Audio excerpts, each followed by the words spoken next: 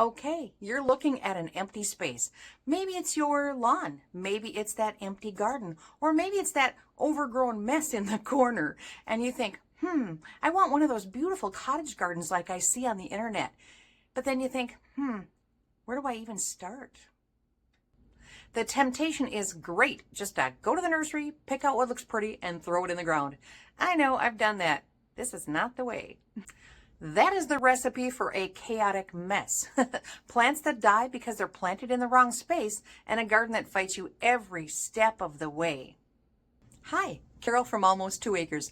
Today, we're going to start planning a cottage garden. We're going to use observation principles we learned through permaculture, where you work with your site instead of against it. By the end of this video, you will have a plan for your garden, and it'll work. And yes, we're doing this old school, paper and pen, no software needed. Step 1 is all about permaculture's first principle: observe and interact. Before you plant a single thing, you need to understand what your site is telling you.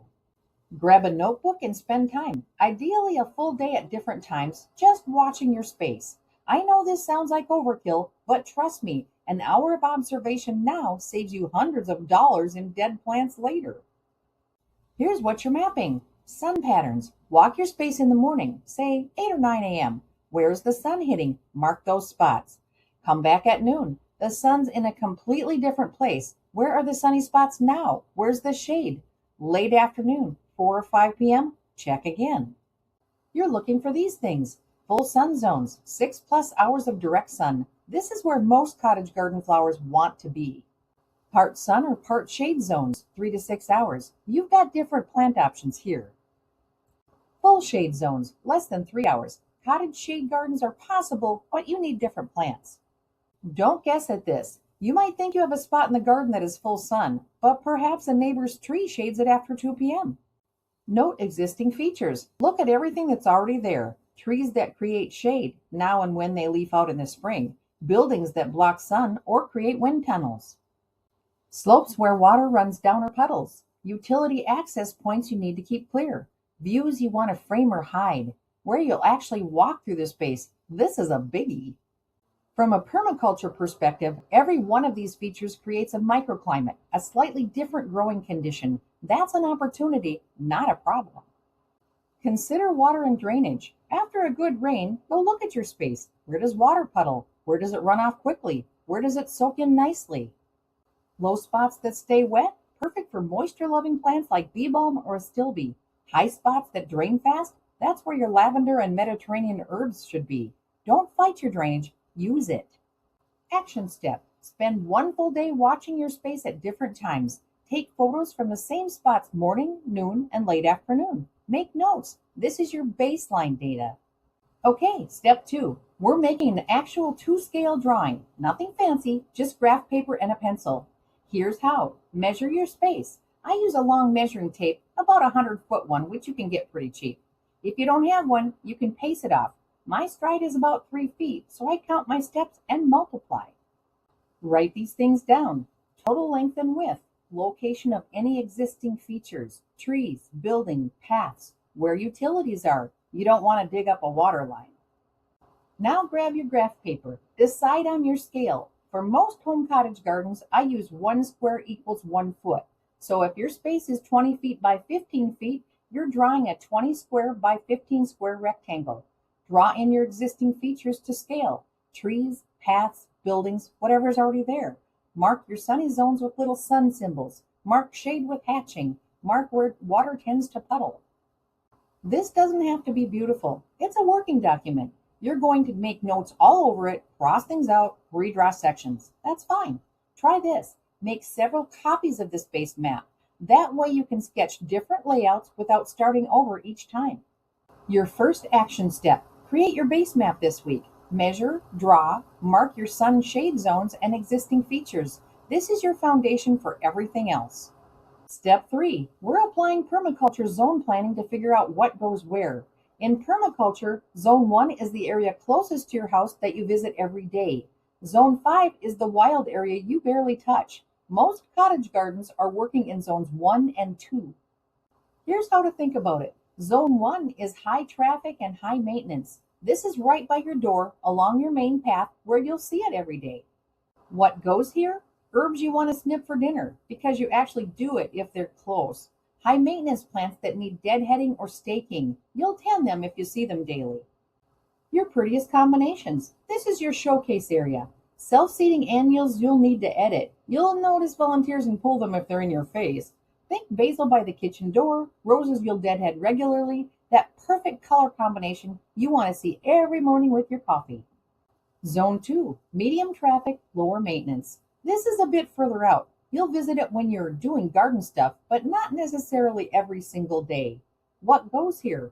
Tougher perennials that mostly take care of themselves. Self-seeding plants you'll let do their thing with minimal editing. Cut flower beds. You'll make a trip out here when you want a bouquet. Large shrubs or roses that don't need constant attention. Zone 3, low traffic, very low maintenance. For most home gardens, this barely exists, but it might be that corner you only visit weekly. What goes here? Tough, drought-tolerant plants, self-sustaining plant communities, things that look good without any deadheading or staking. The point is, don't plant your high-maintenance divas in the back corner where you'll forget them. And don't waste your prime Zone 1 real estate on plants that don't need or deserve the attention. Match the plant to the zone based on how much care it needs and how much you'll use it. Your second action step. On your base map, mark your zones. Where will you actually walk every day? That's Zone 1. Work outward from there.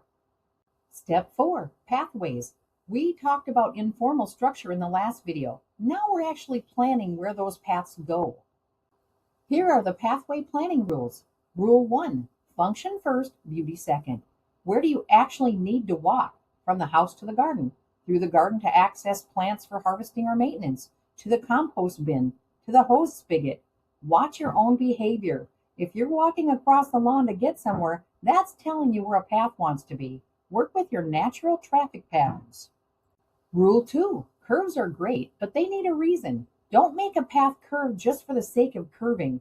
It curves to go around a large plant, or to create a better viewing angle, or to make the space feel bigger.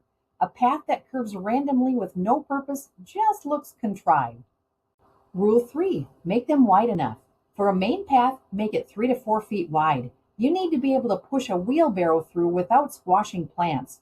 For secondary paths that are just access paths, 18 to 24 inches is fine. For stepping stone paths, use your stride length plus a bit. For me, that's about 2 feet between stones. Rule 4, plan for edge planting. Remember, edges are productive spaces in permaculture. Your pathways create edges. So when you're drawing your paths, you're also creating planting opportunities on both sides. A 3-foot path through the middle of a 12-foot wide bed means you've got 2 4.5-foot wide planting areas on either side. Perfect depth for cottage garden layering. Your third action step, draw your pathways on your map. Use a different color. Make sure they're actually functional for your movement patterns, not just pretty on paper. Step 5, figuring out how many plants you actually need. This is where people either way overestimate or underestimate. Here's the math. First, figure out your actual planting area. If you've got a 10 by 15 foot space, that's 150 square feet total. But subtract your pathways. Say they take up 40 square feet.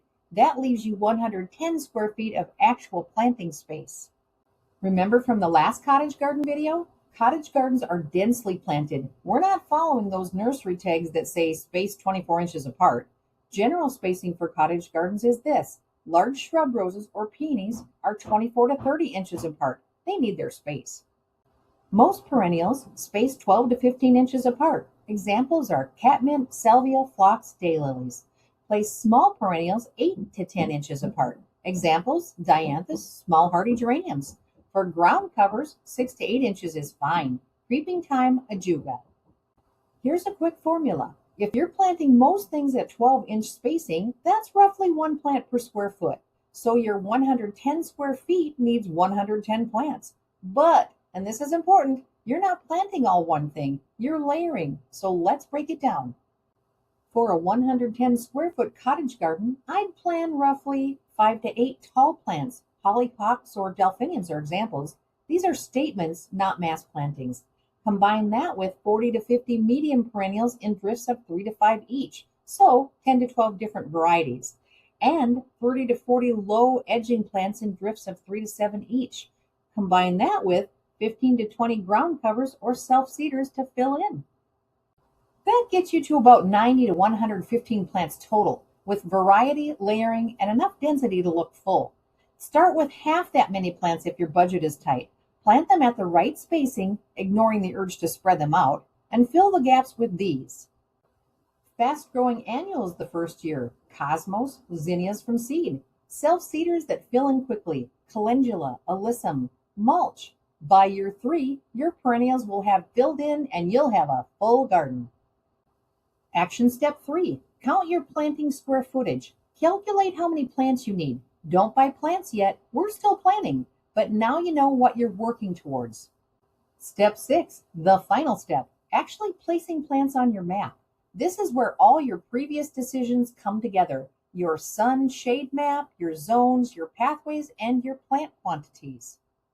Here's the process. Start with your tall plants. These are your anchor points. Use a pencil so you can erase and move things around. Place them where they won't shade out everything else, usually at the back of beds or north side, but where you can actually still access them. Add your medium layer. Remember, drifts of 3 to 5 of the same plant. Odd numbers look more natural. Stagger them. Don't line them up like little soldiers. Fill in with your low edging layer. These go toward the front and along paths, but remember to intermingle some for that casual cottage look.